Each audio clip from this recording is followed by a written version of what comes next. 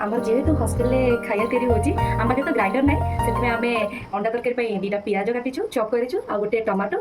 दीटा boil egg जेहेतु आम these खाऊँ आ दीटा आलू आते अदा रसुण 5 गुला रसुण अदा टिके आउ दीटा सुखा लंका दीचु जहाँ को बेसी सुखा लंका आलू भी पकड़ फ्राए हो सब काढ़ी दबा आम सोरिष तेल पकाउँ कारण सोरिष तेल तरकारीटा बहुत स्वादिया होता है। तापर आम पियाज पकेलु लुण आम बहुत लुण खाऊ हस्टेल छुआ पड़ी फ्राए तापर आमर जेहेतु मु स्टार्टिंग कही आमर जेहेतु हस्टेल आम आपको कुटिकी ये कुटिकी रखीदेलु अदा रसुण आ सुखा लंका पियाज ठीक गोल्डन ब्राउन हो आसी सारापर आपको मिसेकी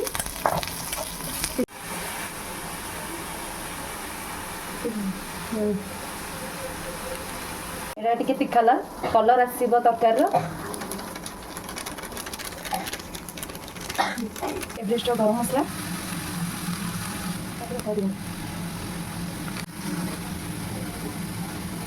ये पानी देकी आपको भलसे मिक्स कर नवा जहाँफल कि ये मसला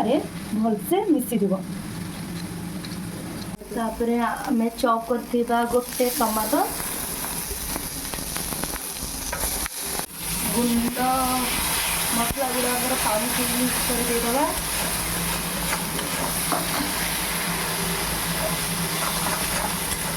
पानी कर गरम पानी कले तरकार बहुत टेस्ट भल आसी थाए अंडा आलू पकड़की मसला को अंडा आलू को भलसे पकईदे एवं आम गरम पानी देकी किस समय फुटापी छाड़देवा तापर आम अंडा तरकार पानी फुटी आसला तार लास्ट को आम गरम मसला टिके देकी 2 मिनट छाड़ीदबा तापर आमर प्रस्तुत हो गरम गरम अंडा तरकारी गरम गरम अंडा तरकारी आपन जदि डेफिनेटली हॉस्टल रोचंती ए रेसिपीटा को ट्राए करके खाइबे आमको निश्चय कमेंट सेक्शन में जनइबे।